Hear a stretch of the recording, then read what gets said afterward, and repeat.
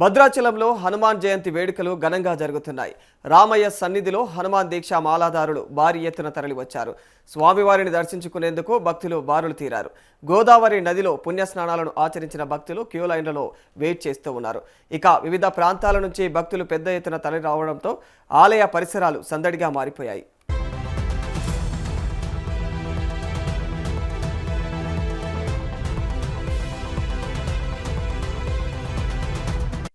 ఇక హనుమాన్ మాలాదారుల కోసం దేవస్థానం ప్రత్యేక ఏర్పాట్లు చేసింది.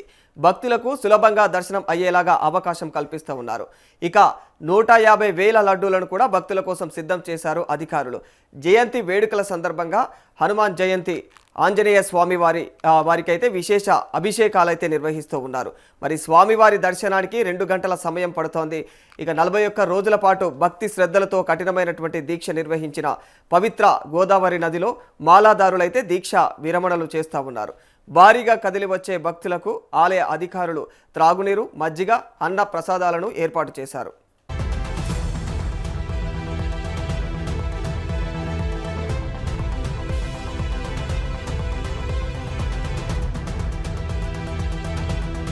శ్రీరామాయ నమః. శ్రీమద్భద్రాచల క్షేత్ర గౌతమి తీరవాసినం ఆశ్రితా భైరాతారం ఆంజనేయం నమామ్యహం. ప్రియ భగవంతు బంధువులారా, ఈరోజు వైశాఖ బహుళ దశమి, పూర్వభాద్ర నక్షత్రం, మంగళవారం, హనుమత్ జయంతి. అంటే ఆంజనేయ స్వామి వారు పుట్టినటువంటి యొక్క రోజు. దీన్ని శ్రీ వైష్ణవ సాంప్రదాయంలో తిరునక్షత్రం అంటారు.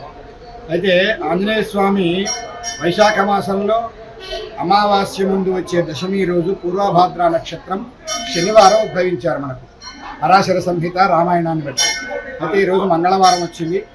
మంగళవారం సీతా అమ్మవారు బతికి ఉంది అని అశోకవనంలో ఉందని, అశోకవనంలో సీతామ్మవారిని కలిసినటువంటి రోజు మంగళవారం. అందుకే ఏ పని మొదలుపెట్టినా మంగళవారం విశేషంగా దిగ్విజయం అవుతుంది. అందుకే దాన్ని జయవారం అని కూడా అంటారు. ఈ హనుమత్ జయంతి రోజున విశేషంగా మనం దేవాలయం నిర్మాణం అయినప్పటి నుంచి కూడాను ప్రతి హనుమత్ జయంతికి ఆశాంతంగా అంటే 41 రోజుల నుంచి హనుమత్ దీక్ష తీసుకొని ఎంతో సుదూర ప్రాంతాల నుంచి, ఉభయ రాష్ట్రాల నుంచి, సుదూర ప్రాంతాల నుంచి హనుమత్ దీక్షాపరులు ఇక్కడ జరిగేటువంటి హోమం ఆశాంతంగా పూర్ణాహుతిగా చేసుకొని మాల దీక్షా విరమణ చేసి ఇక్కడ జరిగేటువంటి మహాన్నదాన కార్యక్రమం అంటే తద్యారాధన, అన్నప్రసాద కైంకర్యాన్ని స్వీకరించి వెళ్తూ ఉంటారు. ఇది దాదాపు 1984 నుంచి కూడా జరుగుతోంది. విశేషంగా భద్రాచలంలో ఉన్నటువంటి యొక్క ఆంజనేయ స్వామి ఆలయాలలో విశేషంగా మనకు ఎంతో విస్తారంగా స్థలం ఉంటుంది, అన్నదాన కైంకర్యం ఉంటుంది, హోమం ఉంటుంది. కనుక భక్తులు ఎంతోమంది సుదూర ప్రాంతాల నుంచి ప్రత్యేకంగా అభయాంజనేయ స్వామివారి దేవాలయానికి విచ్చేస్తూ ఉంటారు. అంతేకాకుండా స్థానికంగా భక్తులకు కూడాను స్వామివారి అంటే ఎంతో విశ్వాసము, నమ్మకం. ఇక్కడ స్వామివారిని ఒకసారి మనస్సులో సంకల్పం చేసుకొని ప్రదక్షిణాలు చేసినట్లయితే లేదా హనుమాన్ చాలీసా పారాయణం చేసినట్లయితే ఆ కార్యక్రమం అతి త్వరగా శీఘ్రంగా పూర్తవుతుందనే నమ్మకం భద్రాచలం వాసులందరికీ, యువతీ యువకులకు, ఉద్యోగార్థులకు, వివాహార్థులకు ఇవన్నీ కూడా మనకు తార్కాణాలు ఉన్నాయి. ఎంతో వైభవమైన క్షేత్రం ఈ క్షేత్రం.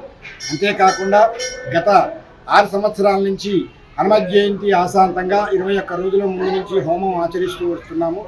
ఇంకా ఈరోజు హోమం ఆచరించాం. రేపు మహాపూర్ణాహుతి హోమం పెట్టుకున్నాం బుధవారం రోజు. కనుక ప్రతి సంవత్సరం కూడాను 21 రోజులు మన్యు సూక్త సహిత హనుమత్ మూలమంత్రము మరియు సంక్షేప రామాయణ పూర్వకంగా.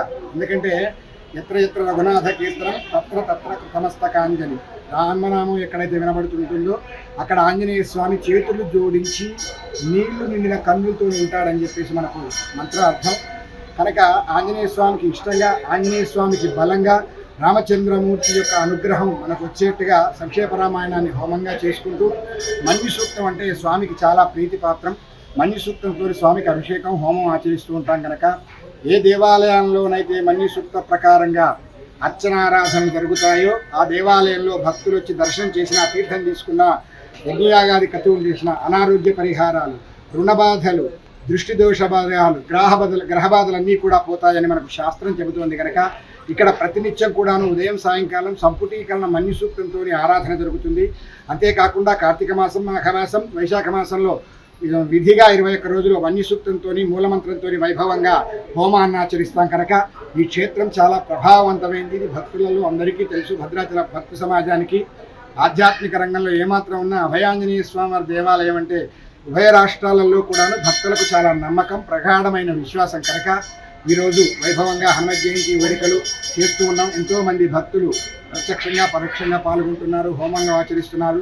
రాలేని వాళ్ళు తమ తమ గోత్రనామాలతో అన్నదాన కార్యక్రమానికి ధన వస్తు రూప విరాళాల రూపంలో ఇచ్చి పంపించి ఉన్నారు. అందరికి కూడాను మనందరికీ ఆ రామచంద్రమూర్తి అనుగ్రహం ద్వారా, శ్రీ అభయాంజనేయ స్వామి వారి అనుగ్రహం ద్వారా దివ్యమైన కృప ఉండాలి. మన జీవితంలో సంకల్పించిన కార్యక్రమాలన్నీ నిర్విఘ్నంగా పూర్తవ్వాలి. రుణ బాధలు, అనారోగ్య బాధలపై అందరం కూడా సుభిక్షంగా ఉండాలని కోరుకుంటూ జై శ్రీరామ్.